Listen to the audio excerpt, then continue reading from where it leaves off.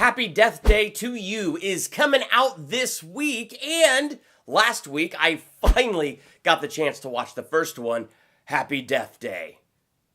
It just doesn't sound very happy at all. We're gonna retro review, spoiler talk that movie right now. What did you think of Happy Death Day? Let's talk about that in the comments.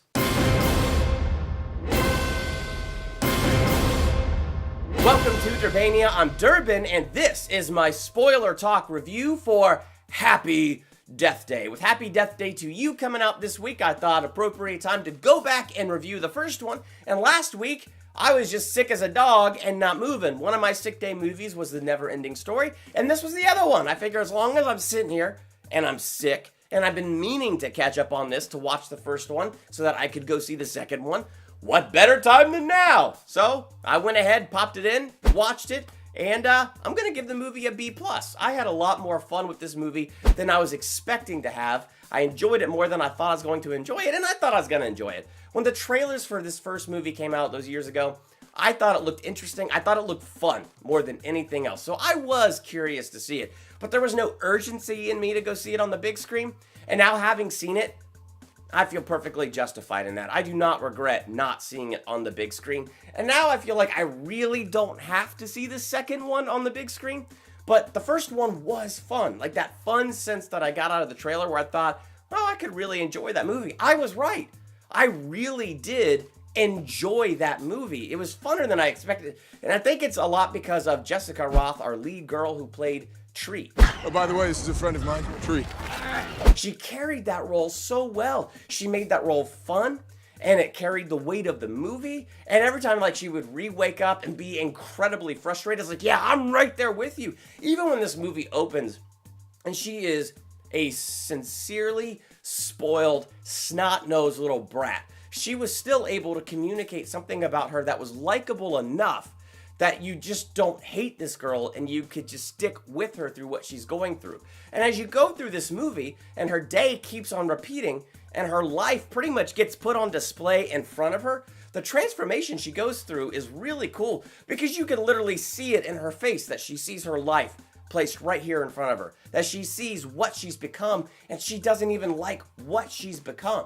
So it's actually really cool to watch her change and watch her journey throughout this movie. On top of the fact it's hilarious, all the weird, crazy ways that they found a killer and all the weird, crazy ways that she wakes up screaming. Like, she did a great job with all of that. The other thing interesting about that was they made it so that this loop, one way or the other, wasn't going to be infinite.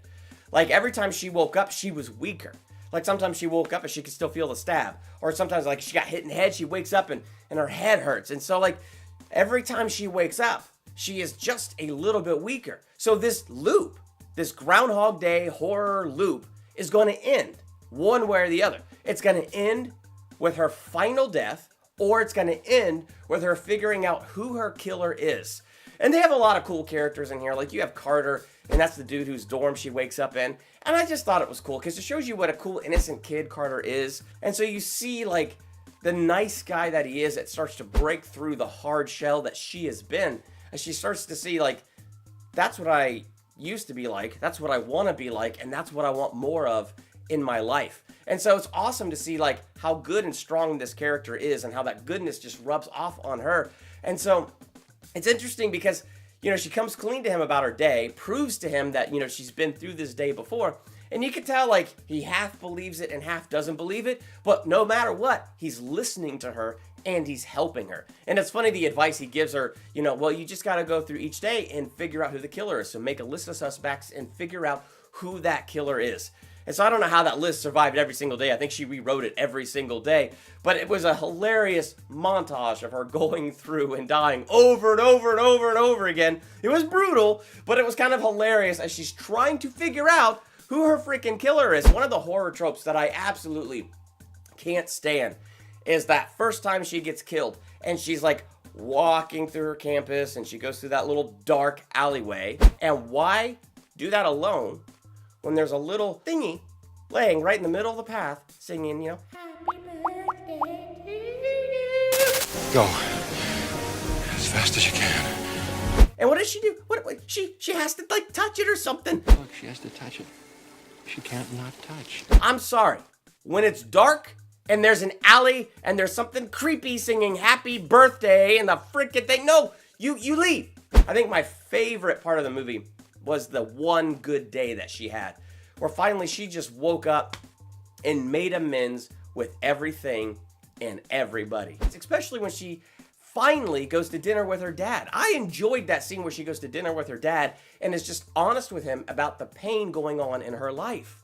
And she's being honest about this because she thinks it's this serial killer that's out to get her, this guy that's been on the news. And so she's finally going to go kill this guy. Now, you know, the whole time that the movie's telling you it's this serial killer, you know it's not. It's a pretty obvious ploy what they're doing here.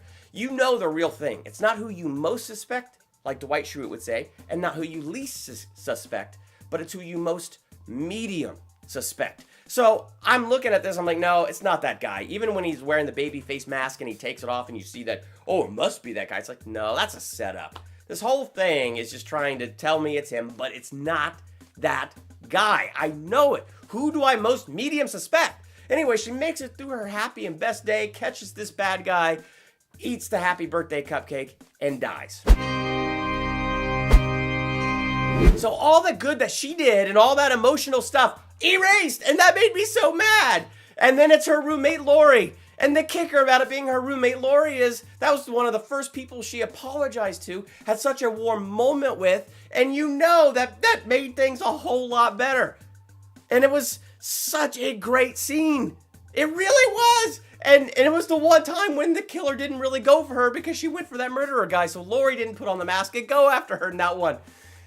And now finally she just kicks her out the window and it's like, oh gosh. And I think for me that was the weakest part, was when Lori, it was revealed that it was the roommate Lori and Tree kicks her out the window. And it's not like we needed a great big epic fight scene or something, but it just felt like we went through all of that great emotional day. Now that day is erased and nothing happened. We're on a brand new day. Oh, kick her out a window.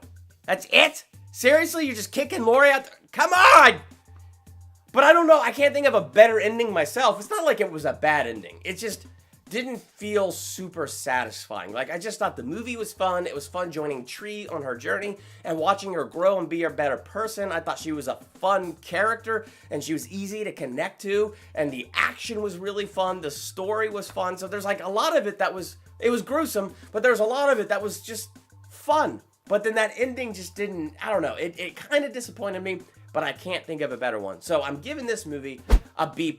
I liked it, enjoyed it. I had more fun than I thought I was going to have with it, but I don't need to see it again. I am looking forward to the sequel. How are they going to do this now that the roommate Lori's dead? I don't know. Obviously, it's going to be somebody else, and for some reason, the day is going to keep on repeating. So I'm curious to see what they're going to do. What did you think of Happy Death Day? Let's talk about that in the comments, and are you excited for the sequel? So let's have that conversation below. While you're there, hit the subscribe button to become a Durbanian. Hit the bell by the subscribe button so you're notified for my next movie review, ranking video, theological analysis, or anything else I do here. I'm Durbin. Thanks for checking out Durbania.